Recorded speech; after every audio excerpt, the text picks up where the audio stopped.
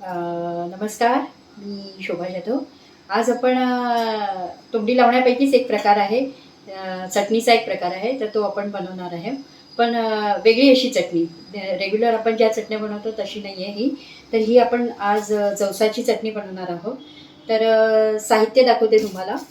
जवसाची चटणी बनवण्यासाठी लागणार आहे. मी एक अशी छोटी वाटी भरून जवस घेतलेले आहे. हे बघा, ह्या टाईपमध्ये असे ते जवस दिसतं.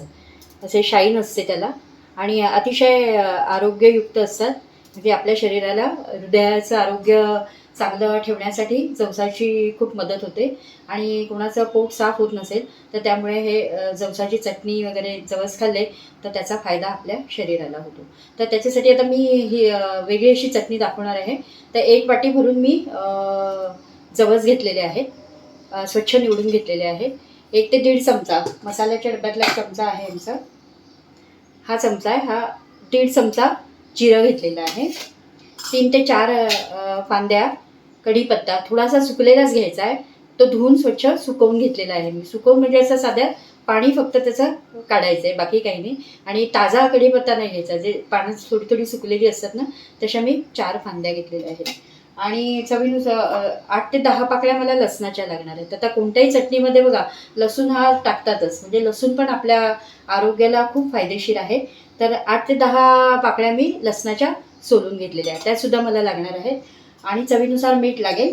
आणि लाल मिरची पावडर ती पण आपण चवीनुसार घालणार आहे. आता मी वाटीभर करते, तर मला हा मसाल्यातलाच 2 चमचे वगैरे असा मी ह्याच्यामध्ये वापरणार आहे. तर चला आता आपण कृतीला सुरुवात करूया.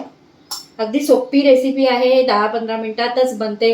आणि कुठल्याही चटणी करताना म्हणजे ज्या पण आपण चटण्या, सुक्या चटण्या बनवतो, तर त्या प्रमाणातच बनवायच्या. म्हणजे खूप अशा काही करून ठेवायच्या नाही. फक्त मी अशी छोटी वाटी घेऊन त्या प्रमाणामध्ये बनवते. म्हणजे 8 ते 7-8 दिवसामध्ये चटण्या संपून जातात. म्हणजे खूप पण जुन्या होता कामा नये. पटकन संपवायच्या असतात त्या. तसं थोड्या थोड्याच बनवायच्या. पटकन संपली की दुसरी ताजी आपल्याला बनवून खाता येते. तर चला आपण आता कृतीला सुरुवात करूया. आता बघू शकता इथे मी गॅस पेटवते आहे. आपली नेहमीचीच कढई घ्यायची, धुवून घेतलेली आहे. तर आता कढई आपल्याला छान गरम करून घ्यायची.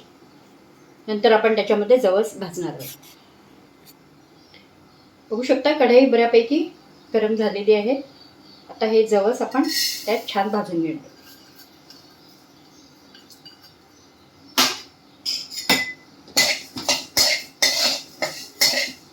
सुरुवातीला गॅस मोठाच ठेवायचा आहे आणि नंतर तो आपण थोडा कमी करणार आहोत, मीडियम करणार आहोत. तर गॅस मी थोडा मध्यम करते आणि मध्यम आचेवरती मी सगळं हे भाजून घेते, जवस भाजून. गॅस मी मीडियमच ठेवलेला आहे आणि ते आपल्याला असं सतत हलवायचं आहे. आणि ज्याप्रमाणे तीळ भाजताना तीळ कशी उडतात तसेच हे जवस पण असे उडतात. उडतात म्हणजे असे तडतड तडतड असा आवाज येतो. ऑलमोस्ट जवस असे छान भाजून झालेले आहेत. त्यात आता आपण जिरं पण त्याच्यासोबत भाजून घेणार आहोत.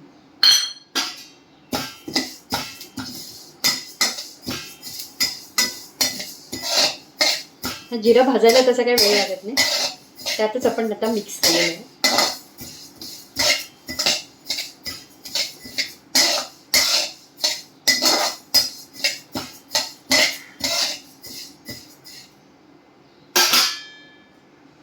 जिरं आता भाजते आहे. त्याच्यासोबत कढीपत्त्याची पानं जी आपण सुकलेलीच घेतलेली आहे, धुवून मी परत थोडीशी अशी पाणी सुकायला ठेवलेलं आहे, ते पण त्याच्यासोबतच आपण कढीपत्त्याची पानं पण भाजून घेणार आहोत.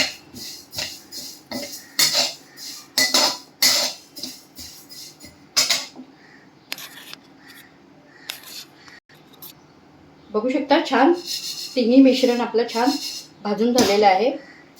कढीपत्त्याची पानं पण बघा अशी सुकी झालेली आहेत.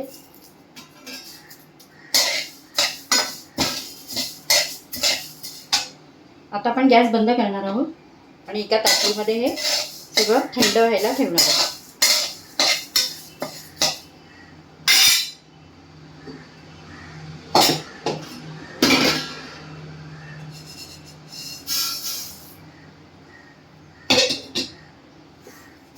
बघू शकता हे आपण आता जरा थंड करण्यासाठी ठेवून देणार. म्हणजे हे नॉर्मल टेम्परेचरला आपल्याला थंड होऊ द्यायचं आहे. खूपच गरम आहे, तर आता आपण ते नॉर्मल टेम्परेचरला थंड झाल्यानंतर आपण मिक्सरमध्ये बारीक वाटून घेणार.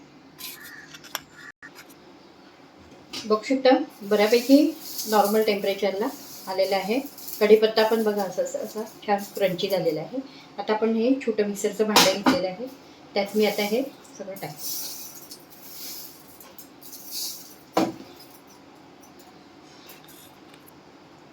बघू शकता मिक्सरमध्ये हे टाकलेलं आहे. आता आपण याच्यामध्ये लाल तिखट टाकणार आहोत चवीनुसार, 1 चमचा आणि थोडा अर्धा चमचा.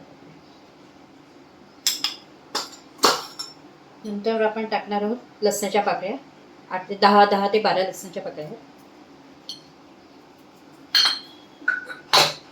आणि ह्यात चवीनुसार मीठ जाणार आहे, अंदाजे टाकले आहे.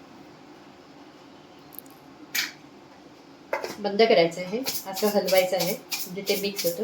आणि आता आपण मिक्सरला छान बारीक वाटून घेणार. बघू शकता छान मी वाटलेली आहे, ऑन ऑफ मोड करून वाटलेली आहे. कारण एक संध असं वाटलं सरळ तर मग ती असा गोळा होण्याची शक्यता असते. त्यामुळे थोडं वाटायचं, बंद करायचं मिक्सर, परत वाटायचं.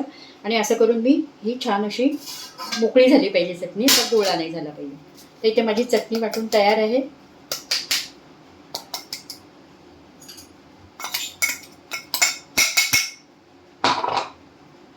हे छान असं मिक्स करायचं आहे.